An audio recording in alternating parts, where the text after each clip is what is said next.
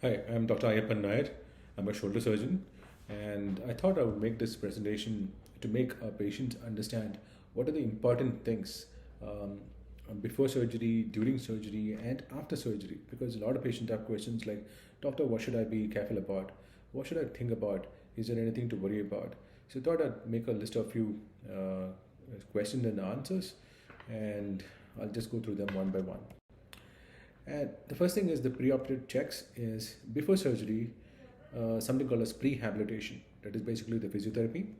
Next is the preoperative medical and anesthesia evaluation. And next, we should not, we also would like to know what time of admission. What is the time we have to come to hospital? How much is a nil oral status? How many hours do we have to be nil orally?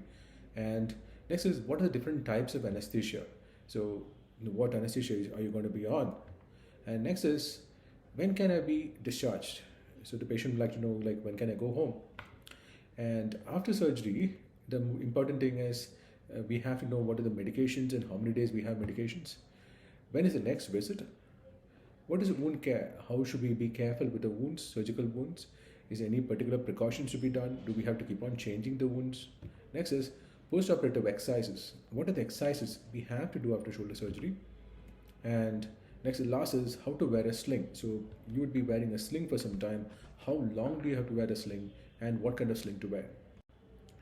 So coming to prehabilitation is basically physiotherapy and basically involving strengthening exercises.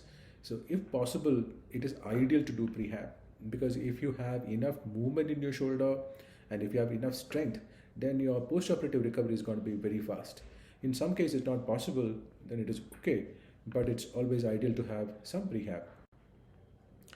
Next is the preoperative medical checkup. The preoperative medical checkup, we have to undergo some basic blood investigations, the bleeding parameters, the serology testing, and if you are a older patient like above 50 years, we definitely recommend cardiac evaluation with an ECG and an echo. And if we have medical conditions like diabetes, thyroid, any other medical conditions, we need to have it under control with appropriate medication for some time before we can operate. So the physician usually does the pre-operative checkup and he has to give us a clearance. Once we have a clearance, we can go ahead with the surgery. And when should we do this? This should be ideally done at least 5 days to a week prior to surgery. Next is the pre-anesthesia checkup. Once we've got the clearance from the physician, we meet the anesthesia doctor. The anesthesia doctor, he has to assess our systems again. He goes through the medical records of the physician. He checks the airway. The airway, if we're doing a general anesthesia, we need to see the airway. And once he's convinced he's okay, he gives you a clearance. If any additional medication for your asthma or any other medication have to be given, then the anesthesia doctor definitely recommends that you take a particular medication before you come for admission. It's a time for admission. So normally the way I operate would be like in the mornings or maybe sometime later in the day, like around 10, 11 o'clock in the day. In the mornings would be ideal time for me.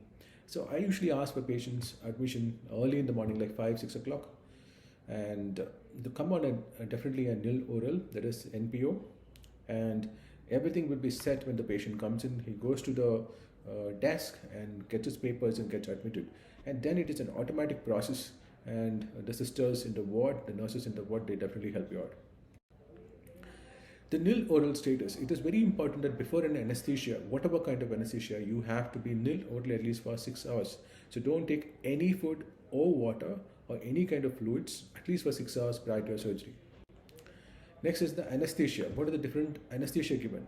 In my practice, which along with a lot of other surgeons all over the world, we prefer general anesthesia for a shoulder surgery because the most important thing is during a shoulder surgery, we would like to have an hypotensive anesthesia. That means the BP should be pretty low.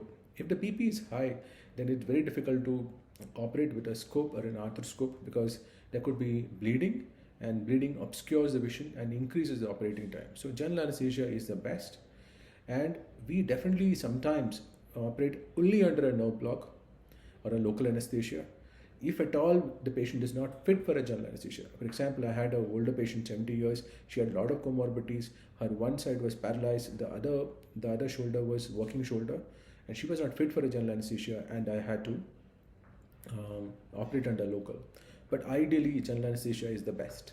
Then, before the anesthesia or once a patient is under a general anesthesia, we always give a nerve block, which is again given by the anesthesiologist. So this nerve block paralyzes the limb almost up to 12 to 15 hours, and in some cases for maybe slightly longer. So this gives an excellent analgesia or a painkiller effect after the surgery. So the most of the pain after any surgery is during the first 24 to 48 hours. So if you don't have any pain during the initial phases like 24 to 48 hours, then your pain pathways are not established, and that helps in a faster recovery and a painless recovery.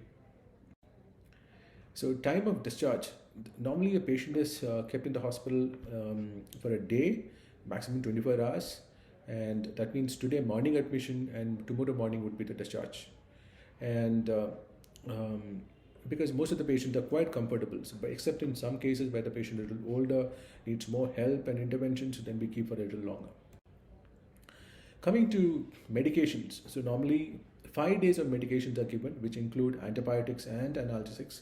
So, and because in 5 days the patients are quite painless and they do very well, they don't require any more medications. The next visit would always be after 2 weeks. The 2 weeks, because that time the superficial skin wounds have healed and I can remove the sutures or the staples. And we do one dressing change during the hospital admission time and just before your discharge, and after that there is no more dressing change for 2 more weeks unless and until there is some problem like an infection or something like that. So you don't do a dressing change at all. You are advised to take a shower because the kind of dressing we give are waterproof dressings. So there are usually 3 or 4 small holes. There is a keyholes on your skin, and that is very well taken care by this waterproof dressing. And you're encouraged to take a shower from the next day. After discharge, the next day you can start taking a shower. But you have to be careful that the water doesn't go in. So if the water goes into the dressing, we always give an extra one. You can always change it at home. Then the post-operative exercises. The first 2 weeks, we definitely advise the patient some kind of exercises for the hand, wrist, elbows, and also the shoulder shrugs. We ask the patient to do shoulder shrugs and retractions. So you can watch it on my YouTube channel. So here I've described very well in detail about the post-operative physiotherapy, and especially the first 2 weeks and after on.